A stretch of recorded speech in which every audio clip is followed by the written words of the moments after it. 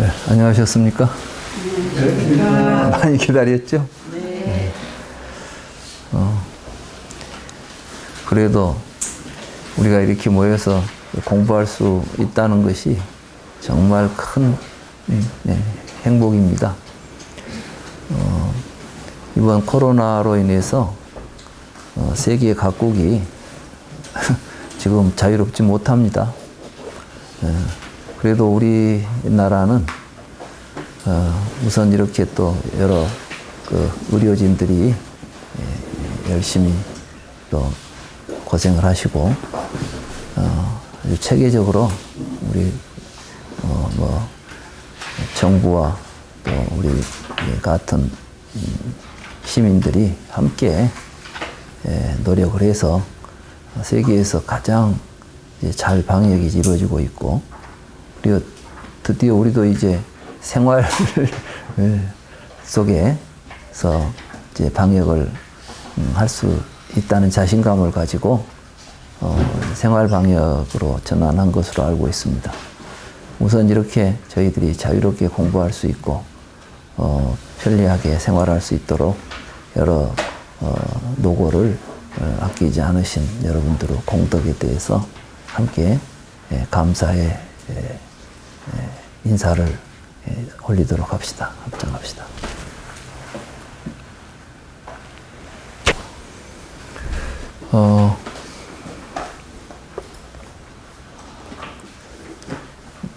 저희들이 이제 광주 개강이 2주 전에 광주 개강을 했었죠. 우리 예정이 그랬었고. 그런데 그때까지만 해도, 우리 사회가 전체적으로 이제 사회적 거리두기를 시행하고 있었던 때인지라 저희들이 이제 법회를 좀 미루었었고, 다행히 지난주부터 이제 여러 가지 코로나가 진정이 되고 종교적 집회가 허용이 된다는 소식이 있어서 서울에서 이제 개강을 했습니다. 그래서 저희들은 개강을 2번 했죠. 한 번은 이제 저희들이 이 코로나로 인해서 같이 모이기 어려운 분들도 함께 강의를 들을 수 있도록 인터넷 방송을 통해서 중계로 시도를 해봤었는데 여러 준비하신 분들이 철저하게 준비를 하셔가지고 서울에서 성공적으로 TV 중계가 잘 됐습니다. 그래서 여러분들도 잘 보셨죠? 네.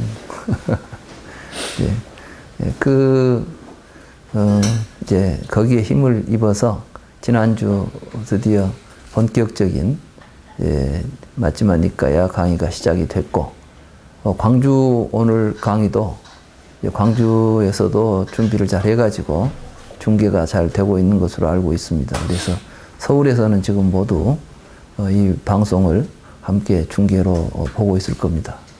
앞으로는 이제 코로나가 좀 진정이 되면 우리가 매주 모여가지고 여기도 아마 이제 큰 모니터를 설치해서 함께 공부도 하고, 또 거기서 뭐 질문 같은 게 있으면 지금은 바로바로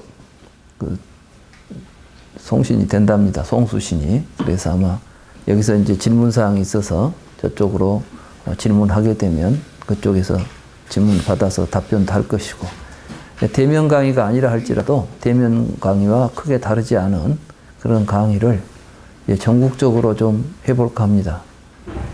상당히 이제 고무적인 게 부산에서도 지난주부터 시작을 했습니다. 부산에서도 한 30명 모였고, 또 엊그제 대구에서도 공부를 하고 싶다고, 대구 쪽에 지금 일단 모여서 특강을 한 2번 하고, 그러고 나서 이제 호응이 좋으면 대구에서도 붓다나라 불교 강의 접수를 해서 하고 싶다고 정해 왔습니다. 그래서 이번 이제 수요일에 제가 첫 번째 특강을 가고, 2번에 걸쳐서 대구 특강을 하고 나면 대구 분들이 결정을 하겠죠. 이제 이런 강의를 가지고 앞으로 이제 우리 붓다나라 강의는 지금 여러분들은 이제 2학기 등록을 하신 겁니다. 1학기 등록은 자동으로 지난번에 했기 때문에 그리고 이번에 등록을 했는데 지난번 강의를 못 들으신 분들은 이미 녹화되어 있는 그 내용이 있으니까 강의를 들으실 수도 있고 또는 이제 모르겠습니다. 저 부산의 강의도 앞으로 이제 좀 중계를 할까 해요.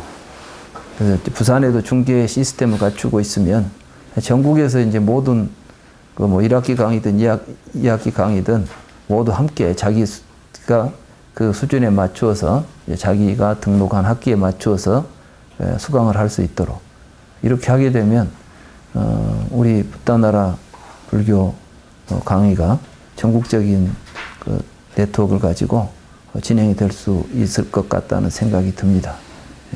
그래서 굉장히 저는 이번 코로나를 아주 감사하게 생각을 합니다.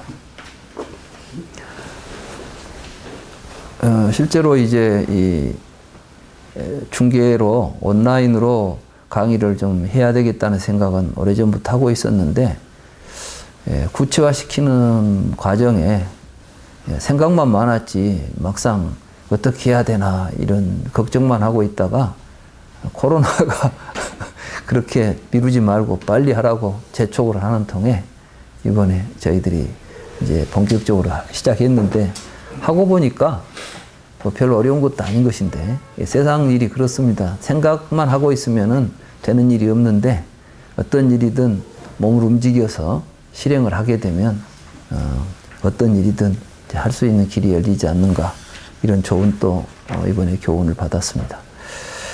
오늘 강의를 시작하겠습니다.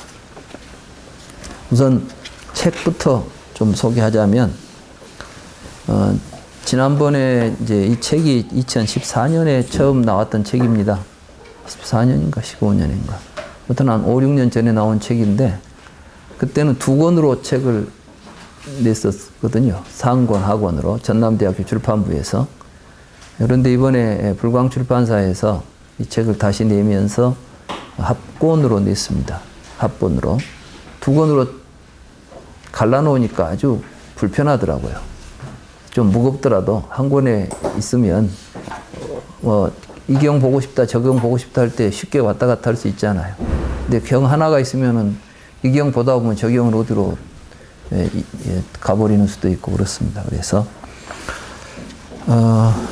우리는 이제 지난번 서울 강의를 통해서 첫 번째 근본 법문경에 대한 공부를 했었고 일체의 번외경에 대한 공부를 일부 했었습니다. 그래서 오늘은 이제 일체의 번외경을 다시 뭐 복습 겸해서 또 마무리하고 그 다음 경으로 진도를 나가도록 하겠습니다. 불교는 근본적으로 번외, 말하자면 괴로움으로부터 어떻게 우리가 자유로울 수 있는 것인가, 말하자면 행복한 삶을 어떻게 살 수가 있는가, 괴로움을 버리고 행복한 삶으로 나아가는 길을 우리는 불교다 이렇게 말할 수가 있는 것인데, 그러려고 한다면 괴로움이 어떤 종류가 있는지, 쉽게 말하면 의사가 병을 치료하려면 지금 병이 어떤 종류가 있는 것인지, 그리고 저 사람은 그 중에 어떤 병에 걸린 것인지를 알아야 치료가 될 거 아닙니까? 만병통치약은 없죠. 만병통치약은 다 이제 가짜죠. 병이라는 것은 반드시 원인이 있고 그 원인을 정확하게 알아서 진단해가지고 치료를 해야 되는 것입니다. 부처님은 모든 문제를 그렇게 해결하도록 가르쳤고 그게 불교입니다. 요즘 불교가 신앙화되면서 부처님한테 빌면 뭐가 다 된다는 식의 그런 그 다른 종교와 다를 바 없는 신앙 형태들이 있습니다. 그런데 사실 그것은 부처님의 가르침이 아닙니다. 부처님께서는 나만 믿으면 다 된다라고 말씀하신 적도 없고 나를 믿으라고 말씀하신 적도 없습니다. 부처님께서는 오히려 부처님이 열반하시니까 이제 우리는 누굴 믿고 삽니까? 그러니까 부처님께서 언제는 나를 믿고 살았니? 본래 자기 자신들을 믿고 사는 거야. 이렇게 가르쳤잖아요. 그랬죠? 자기 자신에게 의지하고 살아야 된다. 왜 자기 인생을 남에게 걸고 살려고 합니까? 사실 우리 주변에 일어나고 있는 많은 사건들을 보면 그것이 삶의 주인이 못 돼서 일어나는 사건들입니다. 부부간에도 문제가 있으면 남편은 아내 믿고 살고 아내는 남편 믿고 사는 것처럼 생각하지만 남편과 아내가 함께 살아간다고 하는 것은 서로 각자 주체적인 입장에서 그 가운데서 서로 배려하고 사랑하고 이렇게 사는 겁니다. 그러니까 결국 부부간에는 내가 상대방에게 해줄 일만 있는 것이지 받을 것이 없는 거예요. 부부간에 살면서 무슨 생각을 해야 되냐 그러면 이제 결혼했으니까 아내는 나한테 뭘 해줘야 되겠다 할지 남편은 나한테 뭘 해줘야 된다 할지 이렇게 생각하지 말고 내가 내 삶의 주인인데 나와 같이 사는 사람이 내 옆에 있으니 내가 주인으로서 주체로서 나와 함께 가정을 꾸리고 살아가는 사람에게 내가 어떻게 하고 무엇을 할 것인가를 내가 생각하고 살아야 된다는 말씀이에요. 이게 주체적인 삶이에요. 그런데 자꾸 이제 그게 거기에서 어긋나니까 자기가 바라는 대로 안 되면 불만스럽고 화가 나고 그런 거 아니에요. 부처님께서는 그래서 삶의 주인이 되어라. 이게 이제 불교의 핵심 가르침입니다. 그리고 이 삶의 주인이 되지 않기 때문에 괴로움이 나타난다는 것이죠. 그래서 이제 우리가 그런 걸 좀 정확하게 이해하고 불교의 핵심을 알고 공부를 해야 됩니다. 저는 앞으로 이제 많은 사람들이 앞으로 이제 이 세상이 크게 변하고 올 거라고들 예상합니다. 첫째는 이번에 그 코로나 있었죠? 코로나로 인해서 굉장한 충격을 지금 받았습니다. 보이지도 않고 코로나가 어디 있는지도 모르는 그야말로 이 세상에서 가장 하잘것없다고 생각할 수 있는 가장 조그마한 존재도 우리에게 가장 큰 타격을 줄 수 있다는 것도 우리가 알게 됐고 또 그러한 것들이 사실은 코로나가 이렇게 문제되는 것은 그런 바이러스가 옛날에는 없었냐면 항상 있죠. 근데 그것들이 우리에게 해를 가할 수 있는 조건으로 우리가 삶의 세계를 지금 만들어 놓은 데가 문제가 있는 겁니다. 이제 불교는 연기적으로 생각한다고 한다면 이 코로나 문제를 어떻게 볼 것이냐. 코로나가 나쁜 병원체다라고 코로나를 원망할 게 아니라 그 하잘것없는 것이 휘젓고 돌아다닐 수 있도록 만들어 놓은 우리들의 삶의 구조가 문제다. 이런 걸 봐야 되는 것입니다. 모든 건 인연에 의해서 나타나지 독자적으로 나타나지 않습니다. 코로나가 나타날 수 있는 조건이 되어 있기 때문에 코로나가 나타났다면 코로나가 나타날 수 없는 조건을 만들어버리면 코로나는 없어지는 겁니다. 이게 연기법입니다. 그런 의미에서 지금 우리가 살고 있는 이 사회는 코로나 같은 것이 나타나면 한없이 우리를 괴롭힐 수밖에 없는 구조가 되어 있기 때문에 전체적으로 이 삶의 구조를 바꿔내지 않으면 언제든지 코로나보다 더 무서운 놈이 나타날 수가 있다는 것입니다. 그런 점에서 우리 불교가 앞으로 해야 할 일이 참 많다는 생각이 듭니다. 아무튼 이제 그런 생각들을 하면서 이번 학기는 우리들이 정말 앞으로 우리 인류가 가야 될 새로운 삶의 길을 우리가 선도적으로 찾아서 우리 불자들이 나가야 되겠다. 이런 생각들을 가지고 함께 공부하시면 좋겠습니다. 첫째 이제 부처님께서 번뇌를 이제 이야기할 때 보면 사라지는 번뇌라고 말씀하셨죠. 근데 사실은 이 번뇌가 근본 번뇌입니다. 보면 사라지는 번뇌가. 이때 본다는 것은 무엇이냐면 정확하게 보고 알아야 된다는 거죠. 이 세상의 모든 것은 알아야 해결책이 나오는 거예요. 모르면 알 수 없게 만들어 놓으면 그때는 뭐를 강요하게 되냐면 믿어라는 말을 강요합니다. 뭘 모르겠죠? 그냥 모르니까 믿어버리지. 이렇게 가는 거죠. 모르니까 믿어버리면 반드시 속게 되어 있습니다. 그래서 부처님께서 가장 강조하신 건 뭐냐면 알아라는 겁니다. 이 알아라고 하는 이 근본 명제는 그러니까 이제 우리 이 12연기 가운데 무명이 있지 않습니까? 무명. 무명을 이게 이제 아비디아예요. 아비자.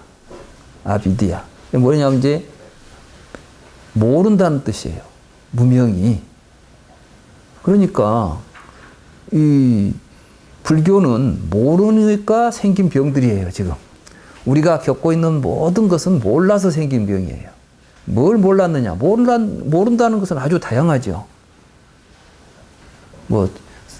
사람을 모를 수도 있고, 이름을 모를 수도 있고, 방법을 모를 수도 있고, 여러 가지가 있겠죠. 아무튼, 그러나 근본적인 것은 무지로부터 비롯되는 거예요.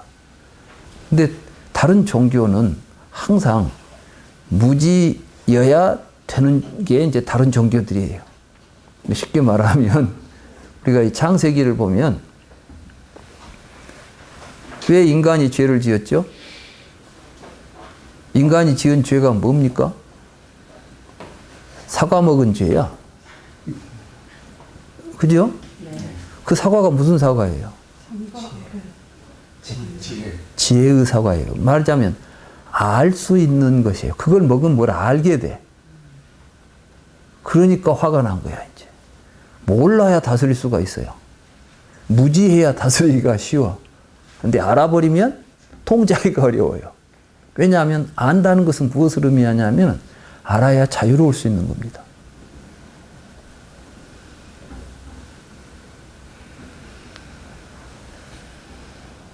왜 문자가 권력이 됩니까?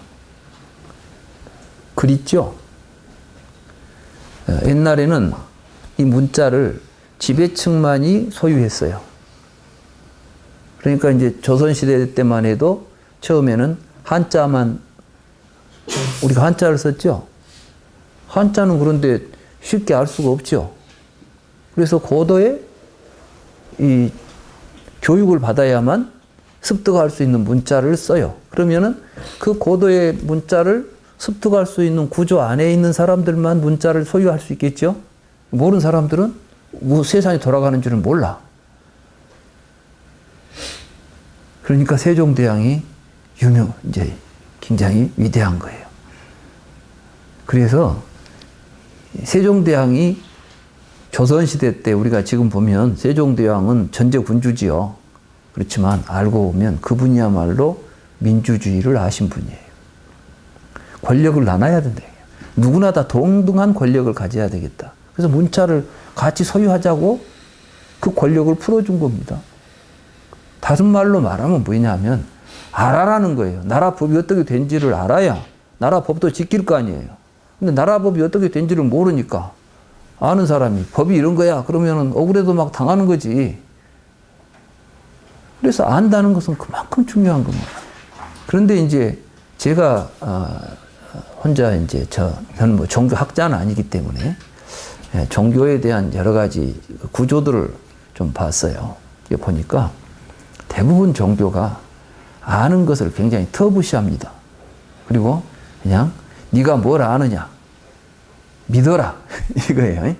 네가 하나님의 뜻을 어떻게 알겠어 그냥 믿어 이런 거예요. 우리가 이 세상이 어떻게 돌아갈지 다 알 수 있어요 없어요? 없죠. 근데 믿어야 된다는 거야. 그러면 누구는 알아요? 하나님은 알고 있다는 거지. 근데 하나님이 진짜 있어갖고 알까요?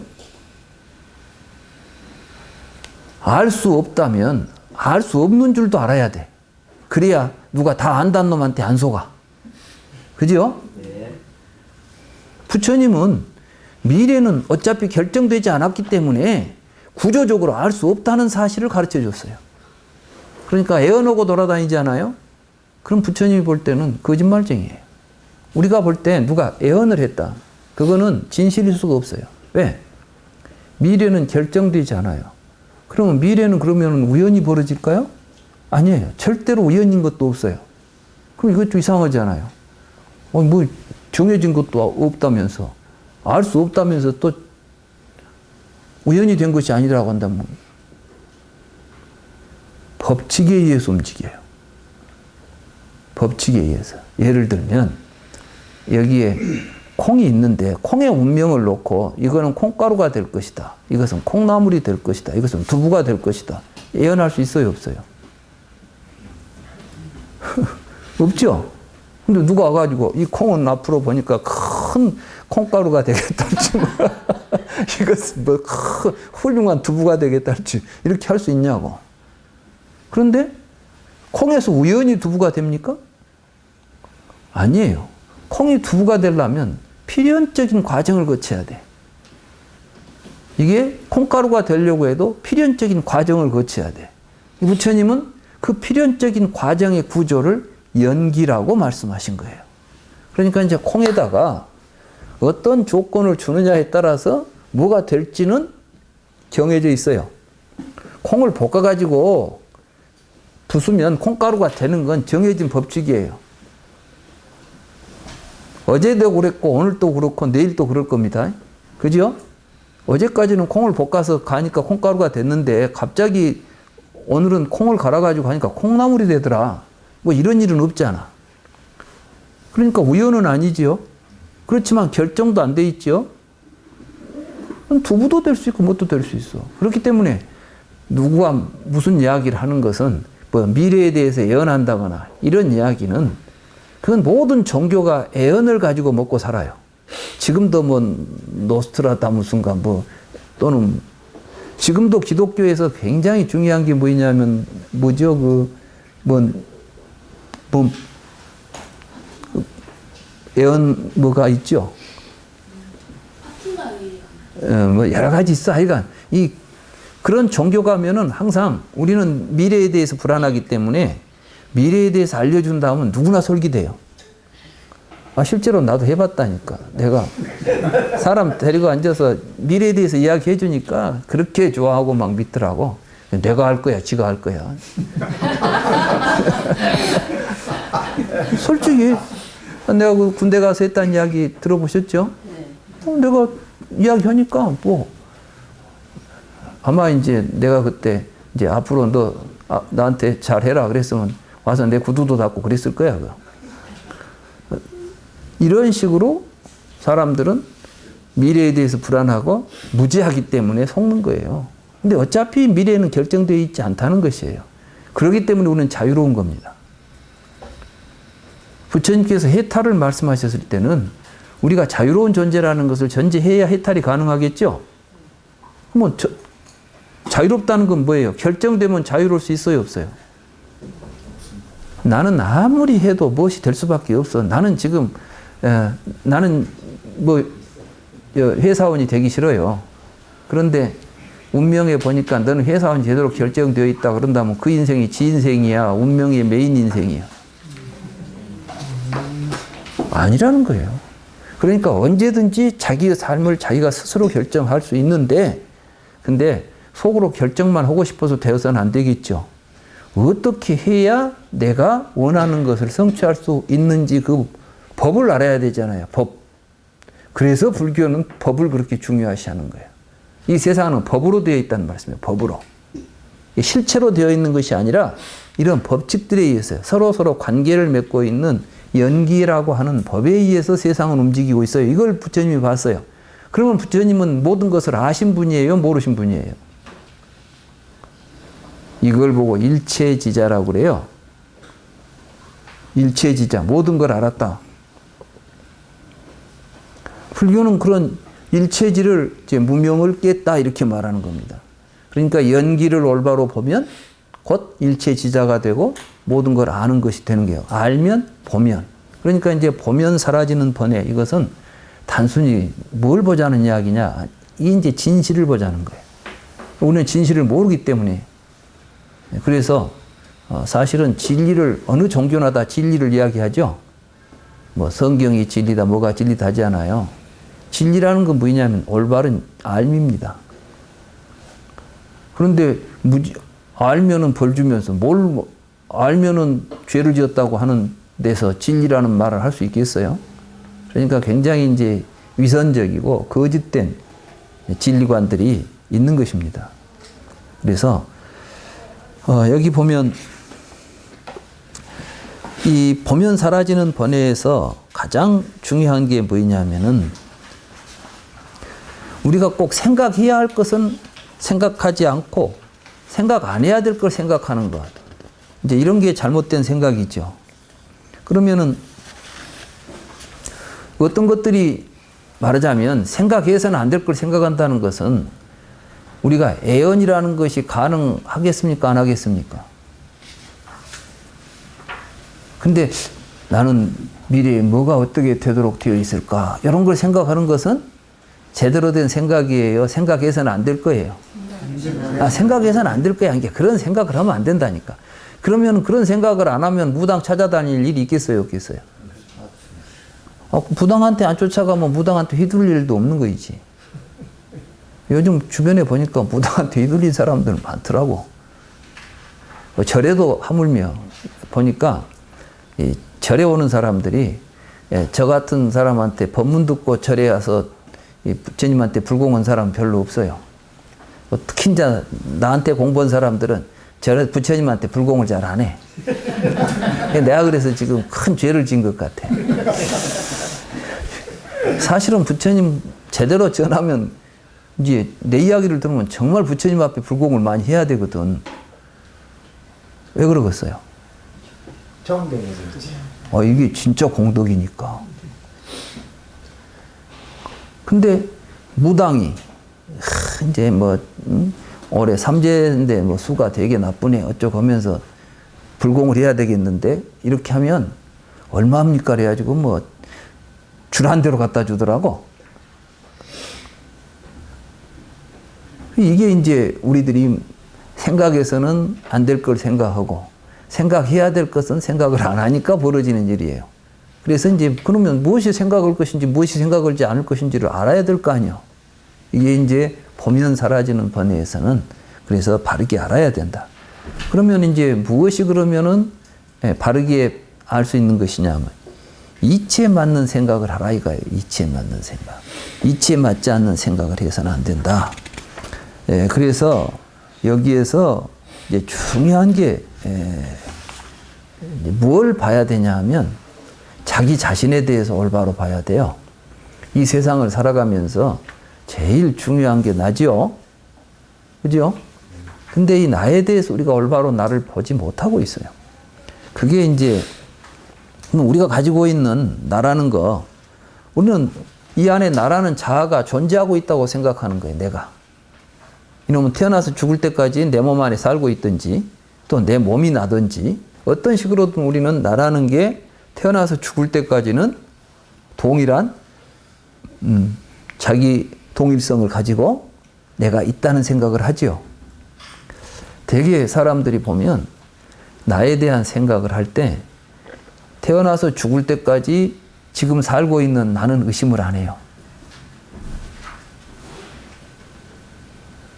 그 내가 있다는 사실은 의심하지 않죠. 다만 이제 뭘 자꾸 생각하냐 하면 이 세상에 오기 전에도 내가 있었을까? 전생의 나에 대해서는 의견이 갈리죠. 사람들한테 물어보면 전생이 있냐 없냐 그러면 있다는 사람 없다는 사람 나뉘잖아요.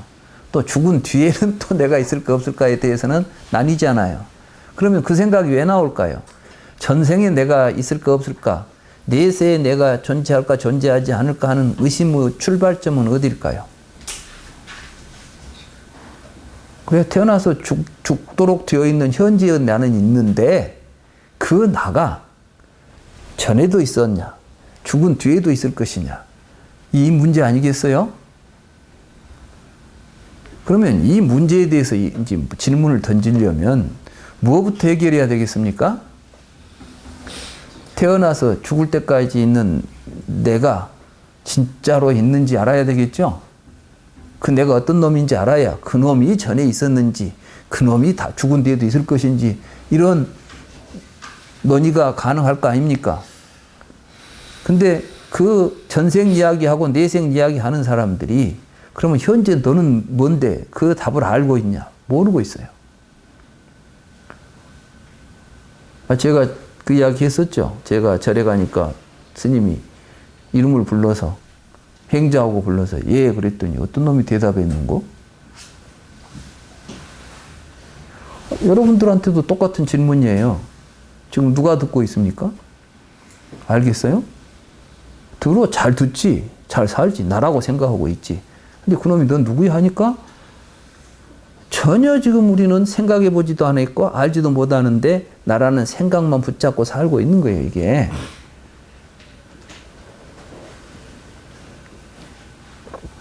그래서 이걸 제대로 보게 되면 과거 이야기, 현재 이야기, 내세 이야기 이런 이야기 할 근거도 없이 사라져 버려요.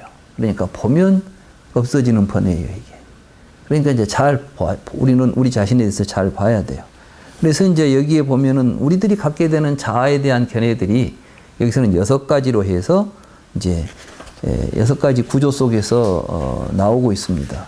그걸 제가 이 앞에 이제 해제를 통해서 쭉 이야기를 했어요. 그러니까 뭐 그건 지난 시간에도 제가 여러분들에게 이 경의 해제를 읽어보시면서 공부를 하시라 이렇게 부탁을 했었죠. 부처님 경전은 이런 그 안내 또는 설명을 하지 않으면 그냥 경전 하나하나씩 읽어서 그 의미를 깊이 있게 다 이해하기가 참 어렵습니다. 그래서 제가 이제 모든 경을 번역할 때 그 앞에 해제를 붙여서 여러분들의 이해를 돕고 있습니다. 그래서 이제 보면 사라지는 번뇌에서 가장 중요한 게 뭘 봐야 되냐면 사성제를 봐야 돼요. 사성제. 사성제는 뭐냐? 고진멸도죠. 여기 이제 43쪽에 보면 거룩한 제자는 이것은 괴로움이다라고 이치에 맞는 생각을 하고 이것은 괴로움의 쌓임이다라고 이치에 맞는 생각을 하고 이것은 괴로움의 소멸이다라고 이치에 맞는 생각을 하고 이것은 괴로움의 소멸에 이르는 길이다라고 이치에 맞는 생각을 한다오. 이와 같이 생각하면 그에게 3가지 결박, 즉 자기 자신이 있다고 보는 견해와 의심, 그리고 계율이나 의례에 대한 집착이 소멸한다오. 비구들이여 이것들을 보면 사라지는 번뇌라고 한다오. 그러니까 결국 보면 사라지는 번뇌에서 우리가 봐야 될 것은 사성제라는 진리를 봐야 됩니다. 근데 이 사성제라는 진리는 개별적인 사안들이 아니에요. 이게 총체적인 것이지. 자, 이번에 우리가 코로나라고 하는 전 세계적으로 지금 고통을 주고 있는 굉장히 중요한 문제가 하나 생겼죠. 이게 이제 고예요, 고. 불교는 항상 어떤 문제를 고라고 부릅니다.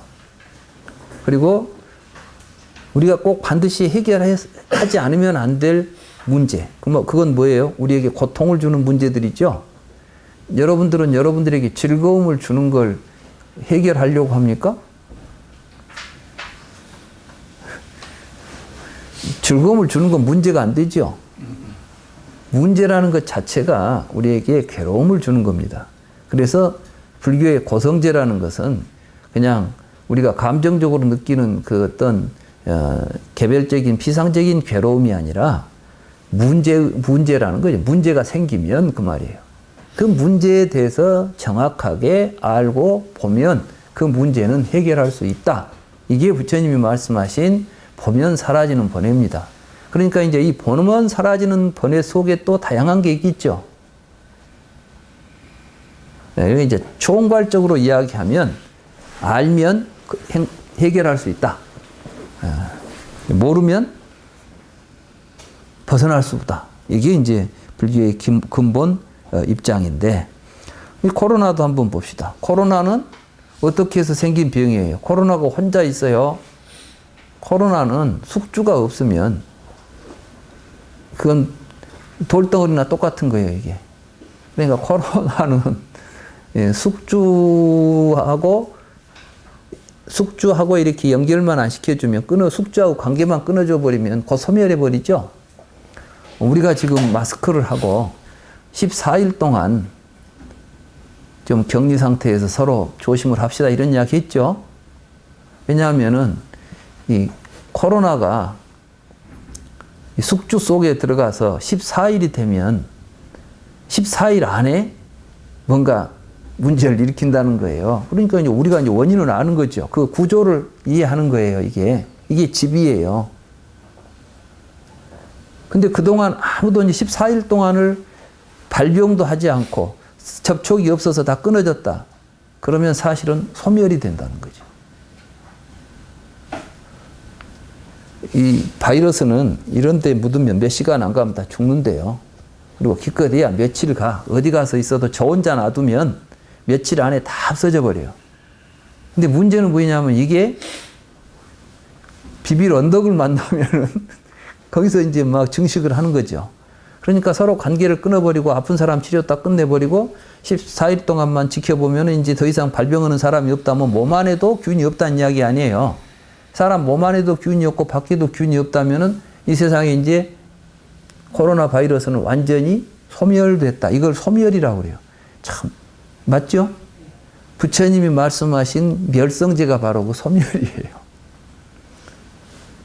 그런 소멸이 가능하게 해주는 길이 있단 말이죠. 그러려면 제일 먼저 뭐 해야 되겠어요? 코로나에 대해서 바르게 알아야 되겠죠. 이 정견이에요. 그러고 나서는 코로나를 상대하는 우리들의 행동들이 바른 행동을 취해야 되겠죠. 사람들이 많이 모인 데 가서 그냥 막 함부로 해서는 안 되겠죠. 그러니까 오늘 우리가 이제 모여서 공부하지만 우리는 사실 여기서 최대한 또 서로 조심스럽게 우리도 좀 거리도 좀 잘 유지가 됐지만 사실 좀 충분하지는 않습니다. 그러니까 말은 나만 하고 여러분들은 하지 마세요. 왜냐하면은 그런 것들이 자꾸 이제 비말이 되니까 모르죠. 이 안에 지금 누가 있는지를 모르니까 그러는 거예요. 사실 이번에 뭐 이태원에 간 사람도 자기한테 지금 바이러스가 있다고 생각했겠어요. 자기는 건강하다고 생각하니까 막 돌아다녔지. 그러니까 알 수 없는 겁니다. 이런 것들이 이제 우리는 지금 우리나라가 왜 그러면 코로나 모범국이 되었냐? 이거는 부처님의 가르침대로 고진멸도를 잘 실천한 거예요. 맞죠? 네. 잘했잖아요. 그러면 보면 사라지게 돼 있어요. 이것도 이제 번뇌입니다. 수호하면 사라지는 번뇌.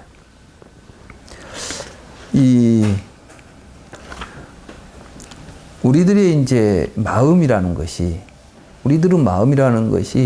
이 안에서 혼자 작동하는 어떤 실체가 아닙니다. 근데 우리가 괴로움은 어디서 느껴요? 우리는 이런 생각을 해요. 마음이 괴로움을 느낀다 그러죠. 맞죠? 근데 이제 정확하게 봐야 돼요, 이것도. 나한테 마음이라는 놈이 있는데 이 마음을 괴롭힌 놈이 밖에가 있다고 생각하면 우리는 지금까지 그렇게 살아왔죠. 안에는 내가 있어요. 내 마음이 있어. 근데 밖에 있는 놈이 나를 괴롭혀. 그럼 문제 해결을 어떻게 하죠? 저 밖에 있는 그걸 제거해야 되죠. 없애버리면 해결이 된 것 같아. 이렇게 지금까지 우리가 인류가 살아왔던 방식은 이런 것이에요. 전부 문제 해결을 밖에 있는 문제를 해결하려고 하는 거죠. 문제는 안에는 문제가 없어. 대부분 보면 나는 문제가 없는 거야, 그냥. 상대방이 밖에가 문제가 있어. 그러니까 부부간에 싸운 것도 보면 자기는 문제가 없어요. 지금 상대방이 문제야, 항상. 근데 우리는 이제 이걸 정확하게 보라는 거예요. 이거 잘 못 보니까 그런 시각을 가지고 있으면 부부간에 문제가 해결이 되겠어요, 안 되겠어요? 그렇게 해서 해결된 집안을 본 적이 있어요, 없어요? 해결되려면 헤어져야 돼. 근데 여기서는 우리의 마음은 지각을 통해서 일어나고 있어요. 그렇기 때문에 사실은 그걸 잘 다스리라는 거예요. 이게 이제 수호한다는 것은 안이비설신이라고 하는 육근 있죠. 우리는 보고 듣고 냄새 맡고 맛보고 만지고 생각하면서 사는데 이걸 잘 살펴보면 우리의 마음이 일어나는 거예요. 알고 보면. 마음이 어디 있다가 느끼는 게 아니라 괴로운 마음이 일어나면 괴롭다라고 우리는 말하는 거예요. 내 마음이 괴롭다. 근데 그 괴로운 마음이 항상 있습니까? 괴로운 마음은 괴로운 마음이 일어날 수 있는 조건이 사라지면 사라져버리죠. 즐거운 마음이 일어날 수 있는 조건이 생기면 즐거운 마음이 일어나죠. 그러면 우리는 그때 또 내가 즐겁다 이렇게 말하는 거예요. 그러니까 사실은 이 수호하는 과정은 얼른 이제 여기서 경만 얼른 보면 그 깊은 의미를 잘 알 수가 없는데 사실은 이 육근 수호 과정을 통해서 우리는 뭘 알게 되냐면 마음이 어떻게 일어나고 어떻게 사라지는지 이런 게 이제 보이는 거예요. 그래서 불교 수행은 항상 출발점이 이 육근 수호에 있어요. 불교를 우리가 수행한다고 하죠. 불교 수행, 우리 주변에도 불교 수행처들이 참 많습니다. 뭐 입바사나 하는 곳도 있고 화두 간화선 하는 곳도 있고 염불 하는 데도 있고 많죠. 근데 수행의 원리를 알고 해야 돼요. 뭘 하든. 나는 그 수행이 잘못됐다 잘됐다 어떤 개별적인 수행 하나하나가 옳고 그름을 이야기하는 게 아니에요. 어떤 수행을 해도 다 좋습니다. 근데 그 수행을 할 때 알고 해야 된다는 거예요. 바르게 알고. 어떻게 알아야 되느냐? 모든 수행은 항상 지각수행입니다. 이 지각수행이라는 것은 보고, 듣고, 냄새 맡고, 맛보고, 만지고, 생각하는 데서 수행이 일어나는 거예요. 그리고 이제 그러기 때문에 그걸 보고 촉처라고 그럽니다. 촉처. 촉. 교리 가운데 촉이 있죠? 아까 제가 우리 개원법회 법요를 할 때 정법계진언이라는 것에 보면 이런 이야기가 나옵니다. 그 1쪽에 보면 정법계진언 있죠? 이 진언은 한량 없는 무거운 죄를 없애줍니다. 더러운 경계에 처했을 때는 항상 법계를 밝히는 이 진언을 외웁시다 이렇게 돼 있죠. 그죠? 이게 말하자면 더러운 경계에 처했을 때 이걸 내가 뭘 번역한 말이냐면 일체 촉예처 당가 자자문 이렇게 돼 있어요. 한문으로는 모든 촉이라고 하는 거 있죠. 촉.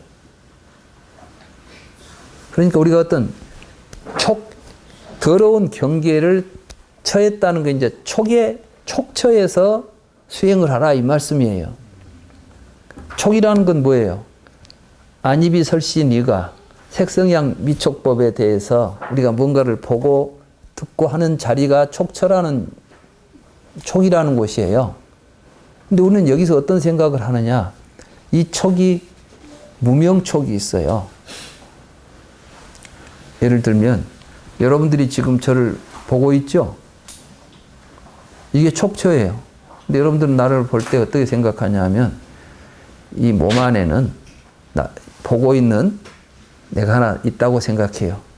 그리고 밖에는 지금 보이는 대상이 밖에 있다고 생각하죠. 그리고 그걸 보고 있는 눈이 있다고 생각합니다. 이렇게 해서 보는 놈과 보이는 대상 그리고 그것을 볼 수 있는 우리들의 안입이설신이라고 하는 육근 이것들이 각각 개별적인 존재라고 생각하죠. 그래서 이제 쉽게 이렇게 말하죠. 내 몸 안에 있는 내가 눈을 통해서 밖에 있는 사물을 본다 이렇게 생각하지요. 이렇게 세 개가 딱딱 갈라져 있는 것이 18개예요. 18개. 그러니까 이제 안에서 보고 있는 걸 우리는 마음이라고 부르죠. 이게 이제 식이에요. 식. 안입이 설신의 식. 근데 이 식도 사실은 한 개가 아니에요. 구조적으로 보면 6종류가 있다는 거죠. 예. 눈으로 보아서 분별하는 의식이 있고 귀로 들어서 분별하는 의식이 있고 이렇게 6개의 의식층이 있고 밖에는 또 그것들에 대해서 대상으로서 전개가 되는 것들이 있고 그걸 보는 우리들의 신체적 구조가 또 6가지가 있다는 것이죠. 이것을 우리는 각각 경계지어서 분리시켜서 우리들의 기억 속에 담아놓고 있습니다. 이걸 보고 18계라고 부릅니다. 그리고 이 18계의 구조 속에서 여러분들에게 촉이 일어나요. 그러니까 이 촉이라는 것은 단순히 접촉이, 공간 속에서 접촉이 아니라 그 속에서 일어나는 거예요. 그러니까 여러분들이 나를 보면은 금방 알지요? 근데 다 여러분들이 알고 있는 정도로 알아요. 여러분들이 나를 보는데 나라고 하는 객관적인 존재를 보고 있지 않아요. 여러분들이 알고 있는 나를 보는 거예요. 예전에 내가 조금 못된 짓을 한 걸 본 사람은 다른 사람은 뭐라고 하지만 나는 저 사람이 무엇을 알고 있지. 그러니까 항상 보면, 나를 보면 이제 그냥 마냥 좋지만은 안 해. 그렇죠? 근데 또 나에 대해서 나의 어떤 치부, 나의 결점을 전혀 모르고 나의 장점만 보고 있는 사람들은 또 자기 나름대로 엄청난 또 뭘 하나 만들어 놓고는 나만 보면 막 기분이 좋을 거야, 이제. 그죠? 그러니까 촉을연해서 뭐가 나온다고 그랬어요? 느낌이 일어난단 말이죠, 이렇게. 그러니까 지금 나를 보고 여러분들이 만약에 다 똑같은 객관적인 그 촉이 일어난다면 여기 있는 여러분들이 전부 나를 보고 동일한 느낌을 얻어야 돼요. 근데 그럴 것 같아요? 안 그럴 것 같아요? 전혀 그렇지 않아요. 그러니까 사실 촉이라는 것을 이 촉에서부터, 근데 이 촉이 일어나는 자리를 정확하게 봐가기 위해서 하는 자리가 사실은 육근 수호인 거예요. 그러니까 내가 이제 볼 때 내가 보면서 일어나는 것이 어디서, 괴로움이 어떤 생각에서 일어나는가, 욕심이 어떻게 일어나는가, 이런 걸 이제 봐야 되지 않겠어요. 그래서 불교 수행을 할 때 굉장히 중요한 게, 자꾸 나는 그 삼매를 너무 좋아하는 수행을 하면 안 된다고 생각을 해요. 물론 삼매의 종류가, 부처님이 말씀하신 삼매는 요즘 우리 주변에서 말하는 삼매도 아니에요. 부처님이 말씀하신 삼매는 바로 육근을 우리가 지각활동을 할 때 그 지각활동에 주의 집중하고 있는 걸 삼매라고 부릅니다. 그러지 이것저것 다 제껴놓고 앉아서 멍하니 아무 생각 없는데 빠져있는 걸 보고 삼매라고 하지 않아요. 근데 우리는 지금 전부 그 수행하면서 근문을 닫아버리고 보지도 않고 듣지도 않고 아무 생각 없이 앉아있기를 원하는, 그게 삼매인 줄 알아요. 이 맞지마 니까에도 나올 겁니다만은, 뒤에 나올 겁니다. 근데 어떤 제자가, 어떤 그 외도가, 어떤 제자가 그랬구나. 제자가 이제 그 삼매에 대해서 이야기를 하니까, 외도하고 대화해서 나오네요. 외도하고 대화해서 우리도 지각수행을 합니다. 지각수행을 어떻게 하느냐, 이게 안 봅니다. 듣지도 않습니다. 안 봅니다. 그러니까 부처님이 그 말을 듣고, 그러면 맹인이 굉장히 깊은 삼매에 있던 사람이겠구나. 맹인은 아무것도 안 보이니까. 듣지도 않는다. 그럼 귀머거리가 최고의 삼매를 지각수행을 잘한다면, 그러면은 맹인들이 아주 지각수행도 잘하겠고, 귀머거리들이 잘하겠네? 아무 감각이 없는. 그러면 송장은 정말 지각수행이 잘 된 존재겠네? 보지도 듣지도 만지지도 않고 있으면 이게 지각수행입니까? 보고 듣고 만지는 가운데 하는 게 수행이다, 이게. 이걸 잘하는 것이 수행이에요. 그러니까 우리가 이제, 저는 앞으로 우리 이제 명상센터를 만들 겁니다. 자꾸 뭐 강의만 한다고, 여기는 뭐 철학적인 강의만 하지 수행을 안 한다고 비난을 해요. 누가 그래서 내가. 우리보다 더 수행을 잘하고 있는 데가 어디가 있는데, 솔직히. 난 속으로 그래요. 지금 우리 공부 모임보다 수행이 잘 되고 있는 데가 어디가 있는데. 그리고 실제로 우리 공부하시는 분들처럼 이 공부를 시작하고 나서 삶 속에서 정말 체험적으로 내 인생이 변하고 있고 내가 정말 새로운 삶을 살고 있다고 느끼는 데가 어디가 있어요? 여러분들 자신을 가져야 돼요. 뭐 수행한다고 해서 수행처라고 하는데 가면 뭐가 달라질 것 같습니까? 저희들 이번에 푸른빌리지 다녀왔습니다. 푸른빌리지는 아주 모범적으로 수행을 잘하는 곳이죠. 근데 우리 같이 다녀오신 분들이 거기 가서 뭘 느꼈냐면 우리가 굉장히 좋은 공부를 하고 있고 우리 수행이 세계적인 수행이 될 수 있다는 확신들을 가지고 왔어요. 예, 이제 그래서 사실 저희들도 이제 물론 여기서 이렇게 공부만 하는 것보다 또 수행이라는 이름을 가지고 구체적으로 수행을 하는 그런 시간도 갖기는 가져야 될 것입니다. 그렇지만 우리가 수행처에서 이제 앞으로 하게 될 수행은 기존에처럼 아무 생각 없이 앉아서 명상만 하고 있으면서 삼매에 들어가려고 노력하는 게 아니라 거기서는 집중적으로 이제 지금은 여기서 공부하면은 공부하다가 또 집에 왔다 갔다 하잖아요. 이 공부를 집중적으로 하면서 수행할 거예요. 그러니까 뭐 일주일 동안 수행을 한다. 그러면은 이제 경을 놓고 정말 이 경에 나오는 말씀을 내가 내 삶 속에서 그대로 실천해낼 수 있는가? 실천해낼 수 있도록 연습하는 거죠. 경전을 토대로 해서 우리는 공부를 할 것입니다. 이런 거 없이 하는 공부는 잘못된 거예요. 그래서 여기서 보면 이제 시각 활동을 수호한다. 이 말은 뭐냐면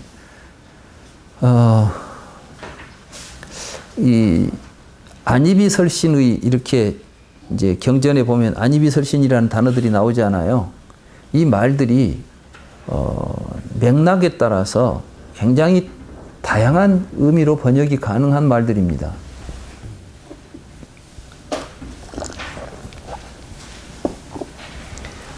아니라고 해서 전부 눈이라고 번역해 버릴 수도 없고, 첫째는 뭐냐면 이 안이 지각의 말하자면 주관을 의미하는 경우가 참 많아요. 그러니까 이제 안은 자아가 아니다 이렇게 말하잖아요. 그럼 눈은 자아가 아니다 이렇게 눈을 자아라고 생각한 사람 있어요? 근데 그 사람은 나도 생각 안 하는데 눈은 자아가 아니다 이런 이야기 하고 있으면 그 말도 안 되는 소리잖아요. 근데 사실은 여기서 말할 때는 뭐냐면 보는 주관은 자아가 아니다 이렇게 말하는 거예요. 여러분들은 눈으로 뭘 볼 때 보는 놈이 나다는 생각을 하고 있는 거예요. 이게 자아라고. 근데 그 보는 놈이 자아가 아니야. 이렇게 이제 말해주는 거예요. 그러니까 이때는 눈이라고 말하면 안 되겠죠. 저는 이제 이 책에다가 번역을 할 때 전부 이렇게 달리했어요. 그 다음에는 이제 우리가 시각 활동을 안근이라고 불러요. 그러니까 안근이라고 불렀을 땐 시각 활동입니다. 눈에 얼굴에 붙어 있는 눈을 의미하는 게 아니라 우리가 보는 일을 하고 있을 때 이걸 보는 우리들의 시각 활동 또는 시각 작용 이걸 안이라고 불러요.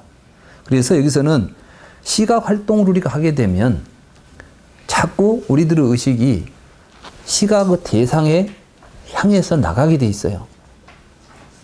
어떤 시각의 대상에 나가냐면 욕망의 대상을 향해서 나가버려요. 그러게 되면 어떤 일이 벌어지냐면 보는 나하고 보이는 대상이 서로 이렇게 이제 불교적으로 말하면 결박된다고 그래요. 결박된다. 우리들의 대부분 의식 속에서는 나라고 보는 자아가 항상 보이는 대상이 자기에게 관심이 있거나 욕망이 있을 때 엮어져 가지고 같이 나타나요.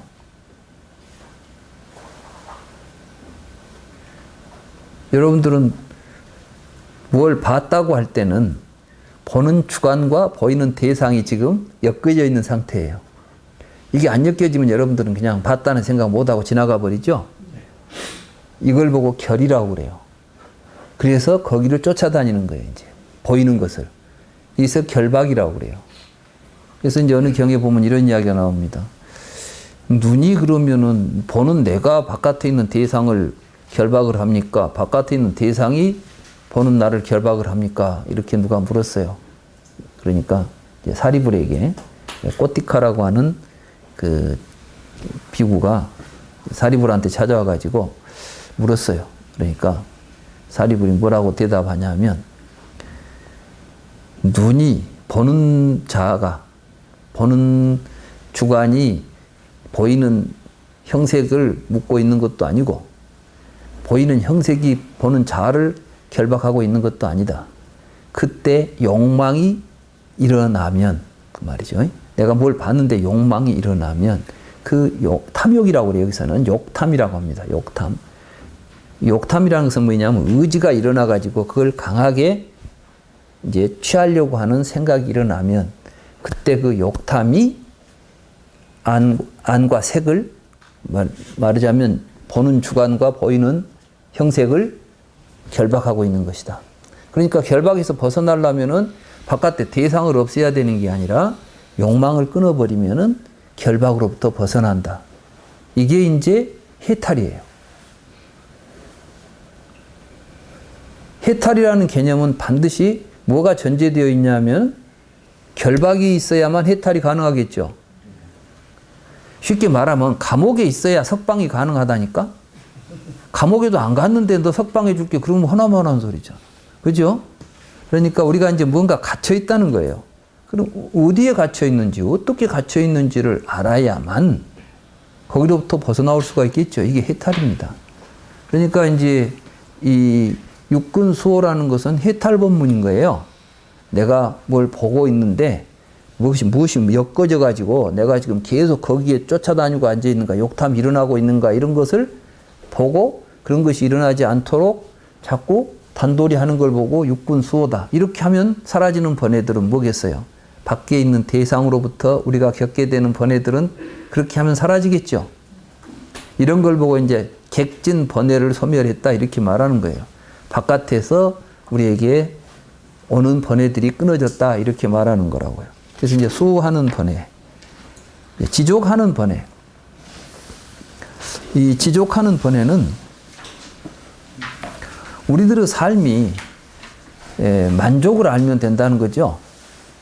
근데 이 지족하는 번뇌는 여기서도 보면은 그렇게 큰 뭐 의미를 이제 여기서는 특히 그 수행자들이 탁바라는 음식에 지족하고 오락하지 말고 교만하지 말고 장식하지 말고 장엄하지 말고 이게 사치하거나 뭐 저 오락에 빠지거나 이러지 않고 이게 보니까 이 지족을 모르면은 뒤에 가서 심한 갈등에 빠져들어요. 우리에게 이제 뭐가 오면 됐어. 만족을 하면 좋은데 만족을 못하면 더 좋은 걸 찾아간다니까. 그러니까 대개 이제 쾌락을 쫓는 사람들이 뒤에 가면은 이제 이 만족할 수 있는 그 브레이크가 무너져 버려요. 그러면 이제 그때부터는 걷잡을 수 없이 그리 빠져들어 가지고 완전히 자기 자신을 망쳐놓고 나서 그때라도 알아차리면 다행인데 이렇게 돼요. 대개 이제 이 지족을 못하기 때문에 생기는 병폐가 사회적인 이제 사치, 향락 풍토죠. 사치, 향락. 강남에 제가 이제 요즘 우리 이제 법당이 강남에가 있지 않습니까? 제가 이제 강남에서 강북으로 왔다 갔다 이제 출퇴근을 하니까, 저녁이 되면 정말 고급 외제차들이 많이 다녀요. 막 이상하게 생긴 스포츠카들이 막 돌아다니고. 이게 이제 밤이 되면 이제 나타나는 차들이 많아. 그런데 향락에 빠지면 이제 결국은 이제 뭐 이런 뭡니까 마약 이런 데까지 이제 들어가요. 왜? 만족이 안 되니까. 그래서 계속해서 우리들의 이제 이 지각, 우리들의 감정에 대한 이해를 해야 됩니다. 우리가 느끼는 느낌은 객관적으로 느끼는 게 아니라 상대적으로 느끼는 거예요. 절대적으로 느끼지 않습니다. 여러분들이 정말 거친 음식을 먹고 있을 때는 조금만 부드러운 음식을 먹어도 그렇게 맛있을 수가 없어요. 맞죠? 근데 맛있는 음식만 먹으면 어딘가에서는 맛도 없어, 이게. 어떤 사람들이 그래요. 식당에는 처음 가보니까 그렇게 맛있었는데 몇 번 가니까 좀 변했대요. 식당이 안 변했어요. 식당은 자기가 가지고 있는 매뉴얼로 하지 뭐 때문에 변하기가 더 어렵지 식당이야. 그죠? 문제는 지 입맛이 변한 거예요. 말하자면 더 큰 만족을 원하는 거예요. 그래서 부처님께서 감정 단도리를 잘 해가지고 감정을 항상 평정하게 만들어라는 거예요. 어떤 편차를 가지고 느끼려고 하지 말라는 겁니다. 이게 평정심이에요. 이게 뭘 비교해가지고 더 좋은 걸 찾지 말라. 이게 지족이라는 말도 알고 보면 이게 간단한 이야기가 아닙니다. 그래서 여기서 말하는 지족, 인내, 멀리 이런 게 몰아내고 수습하고 이런 거 있잖아요. 이게 사실은 얼른 보면 간단하게 보이지만 이 과정들이 불교에서 말하는 구차재정의 수행법입니다. 그래서 욕계, 색계, 무색계를 벗어나가는 이 방법들이 사실은 이 과정 속에 다 있는 것입니다.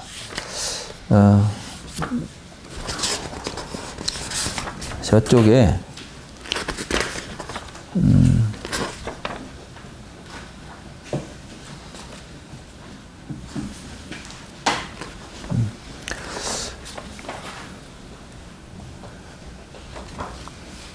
그래서 우리들에게 가장 큰 재산은 사실은 지족이라고 그럽니다. 지족.